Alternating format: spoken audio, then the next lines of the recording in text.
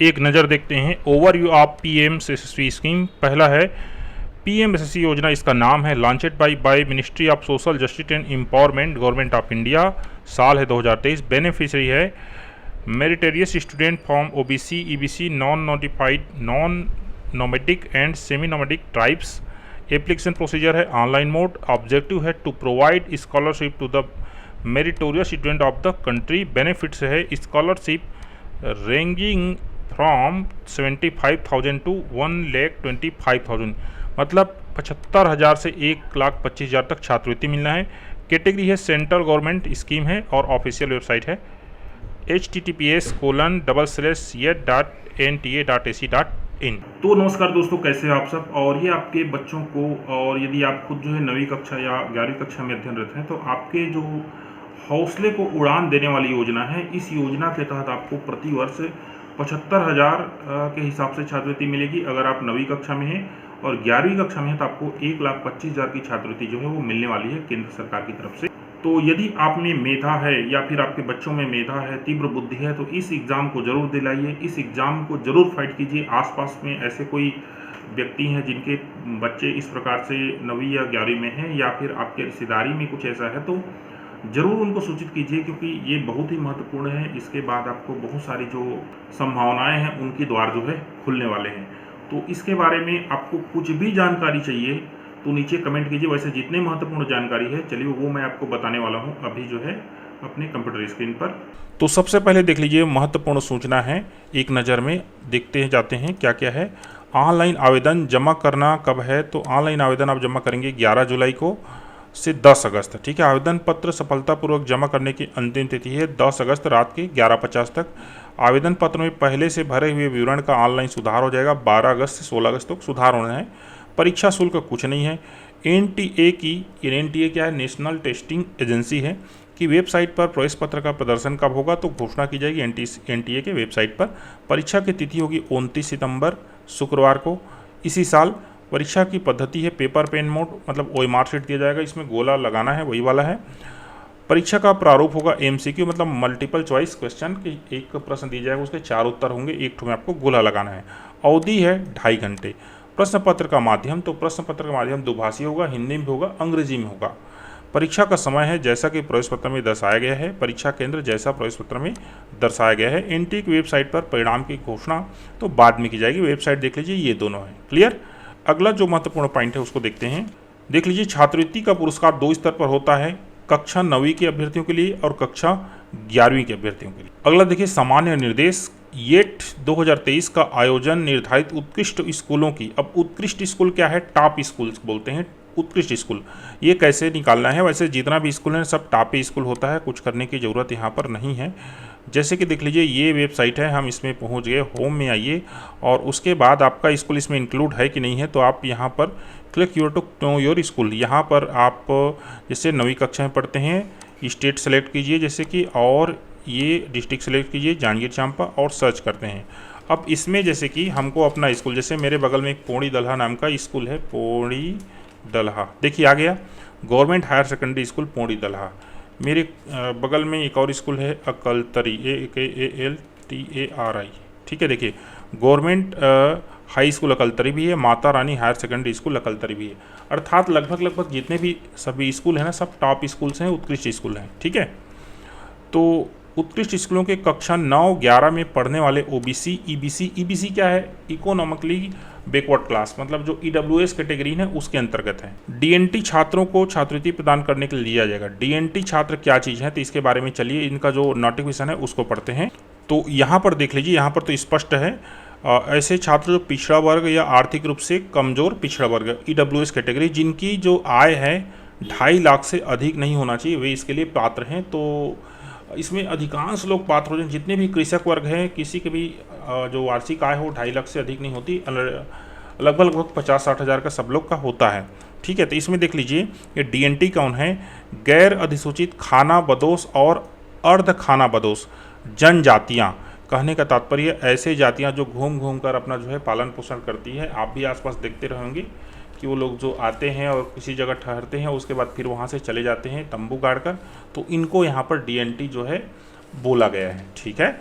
और इसके बारे में आपको जानना है तो चैनल में बने रहिए, मैं इसके बारे में और रिसर्च करके आपको बता दूंगा। तो मूल बात क्या है, ये 2.5 लाख से कम आय मतलब लगभग सबका जो नौकरी पेशा जो है वही लोग इसमें छूट सकते हैं। और नौकरी पेशा में जिसका जो आमदनी है मान ली जाए 20,000 है उदाहरण के लिए, तो 12 दूनी 24, 20,000 से जिनका ऊपर है वही लोग इससे बाहर हो पाएंगे। बाकी 20,000 जिनका भी है तो 2,40,000 मतलब वो भी, उनके बच्चे भी इसमें क्या हो जाएंगे, इंक्लूड हो जाएंगे। अगला महत्वपूर्ण पॉइंट देखते हैं हम क्या है। अगला पॉइंट देख लीजिए, केवल YT 2023 में उपस्थित होने और उसमें अर्हता प्राप्त करने से अभ्यर्थी को छात्रवृत्ति प्रदान करने का कोई अधिकार नहीं होगा। इसमें जो परीक्षा होगा उसके हिसाब से मिलेगा। आगे बढ़ते हैं, परीक्षा की पद्धति क्या चीज़ है देख लीजिए, पेपर पेन मोड है अर्थात OMR शीट में होगा। परीक्षा की योजना देख लीजिए, गणित 30 अंक का, विज्ञान 25 अंक का, सामाजिक विज्ञान 25 अंक का, सामान्य अभिज्ञता 20 अंक का, टोटल कितना है 100 अंक। प्रश्नों के प्रकार 4 विकल्प दिए जाएंगे, केवल एक सही उत्तर, कोई नकारात्मक अंकन नहीं है अर्थात कोई नेगेटिव मार्किंग नहीं है, आप सबको बनाकर आइएगा। अगला इसी में आगे बढ़ते हैं, परीक्षा कार्यक्रमों की सारणी। परीक्षा की तिथि है 29 सितंबर 2023। परीक्षा की पद्धति पेपर पेन मोड। परीक्षा की अवधि है 2.5 घंटे अर्थात 2.5 घंटा करेक्ट।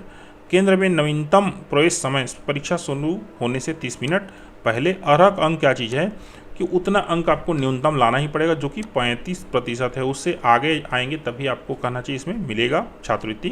प्रश्न पत्र का माध्यम जो है द्विभाषी होगा, हिंदी और अंग्रेजी होगा। परीक्षा का पाठ्यक्रम 9वीं में प्रवेश के लिए कक्षा 8वीं का NCERT पाठ्यक्रम और 11वीं में प्रवेश के लिए कक्षा 10वीं का NCERT पाठ्यक्रम। तो कहना चाहिए जो NCERT का बुक है ना वो आप ले लीजिए, अगर आपके पास नहीं होगा तो 9वीं में पढ़ रहे हैं तो 9वीं का और 11वीं पढ़ रहे हैं तो 11वीं का, इन दोनों बुक्स से संबंधित ही सवाल आपको पूछे जाएंगे, ठीक है। और चूंकि आप अभी 9वीं या 11वीं में ऑलरेडी पढ़ रहे हैं और पढ़ रहे हैं तभी परीक्षा दिला रहे हैं तो उससे आपको अलग से तैयारी हो जाएगा।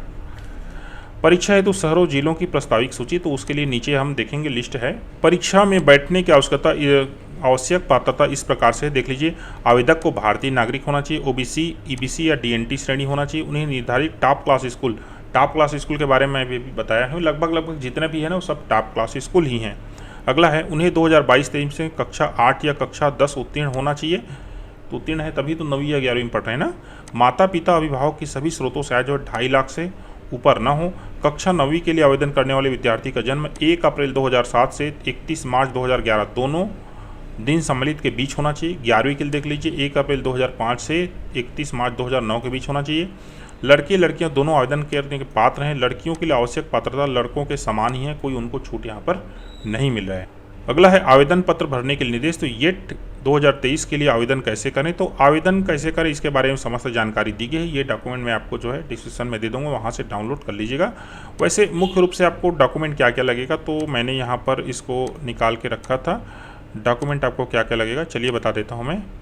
तो आपको डॉक्यूमेंट देखिए लगेगा, in applicants has to upload the following documents, passport size photograph लगेगा, सिग्नेचर लगेगा, कैटेगरी सर्टिफिकेट मतलब जाति प्रमाण पत्र, फैमिली इनकम सर्टिफिकेट मतलब कि आय प्रमाण पत्र, आधार कार्ड लगेगा, PWD सर्टिफिकेट इफ़ एप्लीकेबल, यदि वो PH है विकलांग है तो उस स्थिति में उनको जो है ये PWD जो सर्टिफिकेट है वो लगेगा।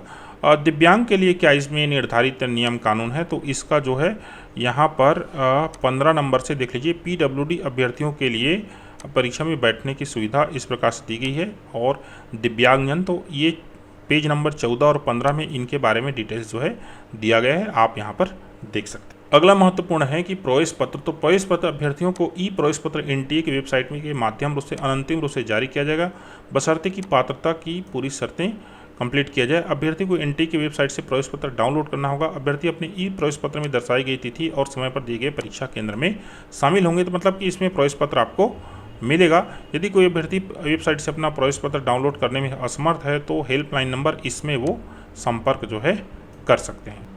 अगला देख लीजिए, परीक्षा के बाद की गतिविधियां और परिणाम की घोषणा, तो देख लीजिए NTA प्रश्न पत्र की अनंतिम उत्तर कुंजी के साथ OMR उत्तर पुस्तिकाओं की स्कैन की गई छवियां पर प्रदर्शित करेगा। OMR पुस्तिकाओं की स्कैन की गई छवियों के प्रदर्शन की निर्धारित तारीख को NTA वेबसाइट पर परीक्षा के बाद सूची की जाएगी। अभ्यर्थियों को अनंतिम उत्तर कुंजी के विरुद्ध एक निश्चित अवधि के भीतर निःशुल्क ऑनलाइन चुनौती देने का अवसर दिया जाएगा, मतलब दावापत्ति के लिए समय दिया जाएगा आपको।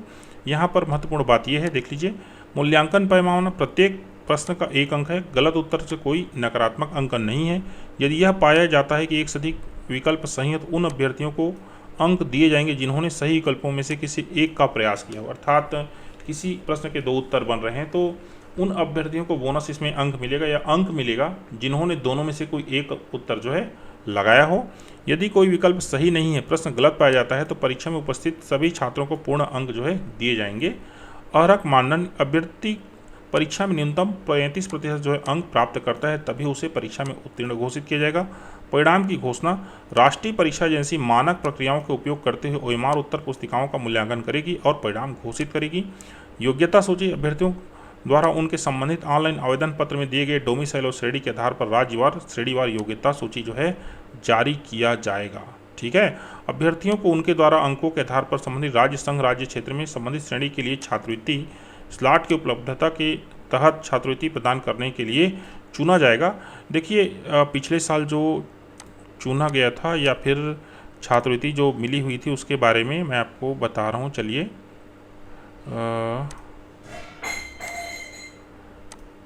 अभी मैंने डाउनलोड किया था, ये देख लीजिए। State UT wise allocation of slot for top class school year 2023-24। तो देख लीजिए इस प्रकार से आंध्र प्रदेश में 1261 140 टोटल। तो हमारे ये छत्तीसगढ़ में कितना है, तो छत्तीसगढ़ में मध्य प्रदेश हो गया, छत्तीसगढ़ देख लीजिए 589 है और 65 है, तो टोटल कितना हुआ 655 हो गया। तो इस प्रकार से अगर आप इसके अंदर आएंगे तो आपको छात्रवृत्ति जो है वो प्राप्त होगी इस डॉक्यूमेंट के अनुसार। आगे बढ़ते हैं दोस्तों। अगला और सबसे महत्वपूर्ण annexure 1 proposed list of exam cities district. आपके राज्य में कौन कौन से सिटी में एग्ज़ाम ये आयोजित होना है उसकी सूची है ये। तो इसमें देख लीजिए हमारे छत्तीसगढ़ की अगर हम बात करें तो देख लीजिए छत्तीसगढ़ में है बालोद है, बलौदाबाजार, बलरामपुर, बस्तर, बेमेतरा, बिलासपुर, बीजापुर, दंतेवाड़ा, दुर्ग, जानी, अर्थात हर जिला में है लगभग।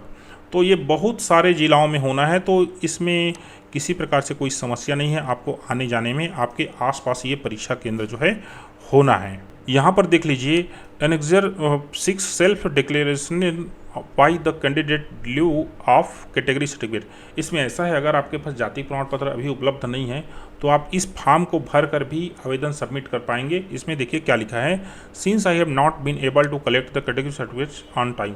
मैं सही समय पर जो है जाति प्रमाण पत्र अपना नहीं बनवा सकता। I may kindly be allowed to write Yashasvi entrance test 2023 provisionally. मुझे जो है 2023 का जो यशस्वी एंट्रेंस टेस्ट है उसमें बैठने की अनुमति दी जाए। I hear by declare that I will furnish appropriate category certificate at the time of award of scholarship. जब स्कॉलरशिप जो है मेरे को मिलेगा उस समय मैं जो है अपना जाति प्रमाण पत्र जो है वो सबमिट कर दूंगा। तो कहने का मतलब अगर आपके पास अभी के समय में आय या जाति नहीं भी है तब के डेट में आप इस फॉर्म को सबमिट करके जो है परीक्षा में बैठ सकते हैं। ये देख लीजिए इनकम सर्टिफिकेट के लिए भी वैसे दिया गया है। और उसके बाद है यहाँ पर फॉर्म कैसे भरें, तो इसमें पूरा डिटेल्स है दोस्तों। और मैं कोशिश कर रहा हूँ कि इसका एक ठो फॉर्म कैसे भरें वाला वीडियो जो है ना वो मैं आपके लिए लाने वाला हूँ। तो आप चैनल में बने रहिए। और मेरी आप सबसे निवेदन है कि अगर किसी और वीडियो को नहीं शेयर किए होंगे तो इस वीडियो को ज़रूर शेयर कीजिए, ऐसे लोगों तक पहुँचाइए जो जिनके छात्र या छात्रा जिनके बच्चे इस 9वीं या 11वीं कक्षा में पढ़ रहे हैं या फिर आपके मित्र जो 9वीं 11वीं में पढ़ रहे हैं आदि। इस योजना के बारे में सबको बताइए, क्योंकि इस योजना का लाभ यदि किसी को मिलता है तो फिर उसके लिए संभावनाओं के जो द्वार है वो पूरी तरीके से खुल जाएगा। थैंक यू दोस्तों, धन्यवाद।